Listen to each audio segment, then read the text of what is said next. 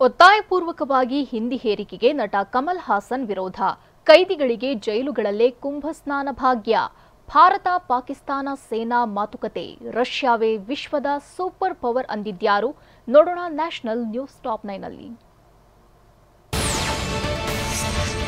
ಒಡಿಶಾದ ಭುವನೇಶ್ವರ ತಾಂತ್ರಿಕ ವಿಶ್ವವಿದ್ಯಾಲಯದ ವಿದ್ಯಾರ್ಥಿನಿಯ ಸಾವು ಈಗ ಭಾರತ ಮತ್ತು ನೇಪಾಳದ ರಾಜತಾಂತ್ರಿಕ ಮಟ್ಟದಲ್ಲಿ ಸದ್ದು ಮಾಡುತ್ತಿದೆ. ಹೀಗಾಗಿ ಎಚ್ಚೆತ್ತುಕೊಂಡಿರುವ ಸರ್ಕಾರ ಈಗ ತನಿಖೆ ಆರಂಭಿಸಿದೆ. ಈ ನಿಟ್ಟಿನಲ್ಲಿ ಸಂಸ್ಥಾಪಕ ಅಚ್ಯುತ್ ಸಮಂತರನ್ನ ಕರೆಸಿ ಈಗ ತನಿಖಾಧಿಕಾರಿಗಳು ಗ್ರಿಲ್ ಮಾಡಿದ್ದಾರೆ. ಎಷ್ಟೇ ಅಲ್ಲ, ತಪ್ಪಿತಸ್ಥರ ಮೇಲೆ ಸೂಕ್ತ ಕ್ರಮ ಕೈಗೊಳ್ಳುವಂತೆ ಸೂಚನೆ ನೀಡಿದೆ. ಕೇಂದ್ರ ಸರ್ಕಾರ ಹಿಂದಿಯೇತರ ರಾಜ್ಯಗಳ ಮೇಲೆ ಒತ್ತಾಯಪೂರ್ವಕವಾಗಿ ಹಿಂದಿ ಭಾಷೆಯನ್ನ ಹೇರುತ್ತಿರುವುದಕ್ಕೆ ತಮಿಳುನಾಡಿನಲ್ಲಿ ಭಾರಿ ಆಕ್ರೋಶ ವ್ಯಕ್ತವಾಗಿದೆ. ತಮಿಳುನಾಡಿನ ಸಿಎಂ ಎಂಕೆ ಸ್ಟಾಲಿನ್ ಬಹಿರಂಗವಾಗಿ ವಿರೋಧಿಸಿದ ಬಳಿಕ ಈಗ ತಮಿಳು ಸೂಪರ್ ಸ್ಟಾರ್ ಕಮಲ್ ಹಾಸನ್ ಕೂಡ ಆಕ್ರೋಶ ವ್ಯಕ್ತಪಡಿಸಿದ್ದಾರೆ. ಹಿಂದಿಯನ್ನ ನಮ್ಮ ಮೇಲೆ ಹೇರುವುದನ್ನ ಸಹಿಸಲ್ಲ ಅಂತ ಹೇಳಿದ್ದಾರೆ.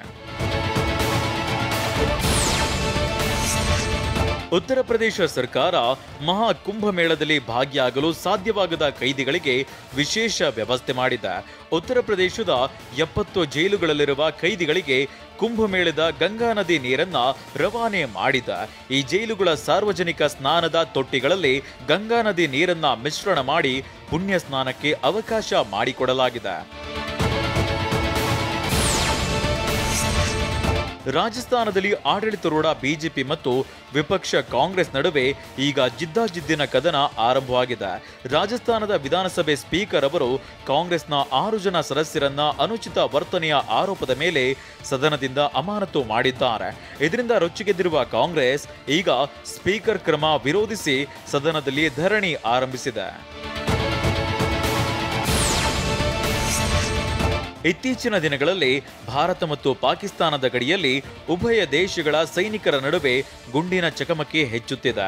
ಹೀಗಾಗಿ ಈ ಬಗ್ಗೆ ಚರ್ಚೆ ನಡೆಸಲು ಭಾರತ ಮತ್ತು ಪಾಕಿಸ್ತಾನಗಳ ಸೇನಾ ನಾಯಕರ ನಡುವೆ ಪೂಂಚ್ ಬಳೆಯ ಔಟ್ಪೋಸ್ಟ್ನಲ್ಲಿ ಮಾತುಕತೆ ನಡೆದಿದೆ. ಘಟನೆಗೆ ಕಾರಣ ಮತ್ತು ಅದನ್ನ ಹೇಗೆ ನಿಭಾಯಿಸಬೇಕು ಎಂಬುದರ ಕುರಿತು ಸಭೆಯಲ್ಲಿ ಚರ್ಚೆಯಾಗಿದೆ.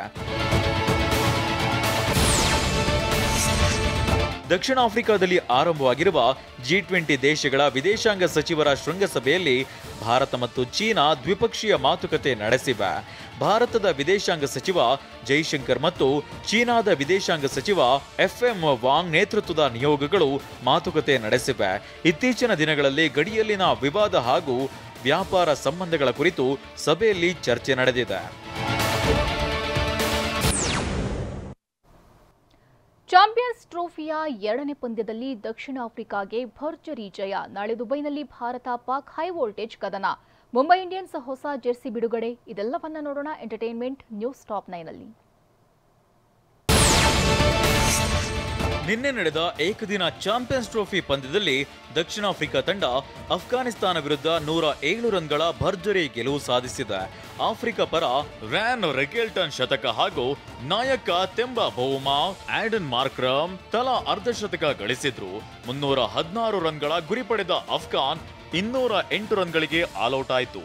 ಆಫ್ರಿಕಾ ಪರ ಕಗೀಸೋ ರಬಾಡ 3 ವಿಕೆಟ್ ಕಬಳಿಸಿ ಮಿಂಚಿದ್ರು. ಚಿನ್ನಸ್ವಾಮಿ ಮೈದಾನದಲ್ಲಿ ನಡೆದ ಮುಂಬೈ ಇಂಡಿಯನ್ಸ್ ಎದುರಿನ ವುಮೆನ್ಸ್ ಪ್ರೀಮಿಯರ್ ಲೀಗ್ ಪಂದ್ಯದಲ್ಲಿ ಎಲಿಸ್ ಪೆರಿ ಸ್ಫೋಟಕ ಅರ್ಧಶತಕ ಗಳಿಸಿ ಮಿಂಚಿದ್ರು. 3ನೇ ಕ್ರಮಾಂಕದಲ್ಲಿ ಕಣಕ್ಕಿಳಿದ ಪೆರ್ರಿ 43 ಎಸೆತಗಳಲ್ಲಿ ಸಿಡಿಲಬ್ಬರದ 81 ರನ್ ಸಿಡಿಸಿ RCB ಸ್ಪರ್ಧಾತ್ಮಕ ಮೊತ್ತ ಕಲೆ ಹಾಕಲು ಕಾರಣರಾದರು. 30 ಎಸೆತಗಳಲ್ಲಿ ಅರ್ಧಶತಕ ಪೂರೈಸಿದ ಪೆರ್ರಿ ನೆರೆದಿದ್ದ ಪ್ರೇಕ್ಷಕರಿಗೆ ಭರ್ಜರಿ ಮನರಂಜನೆ ನೀಡಿದ್ರು.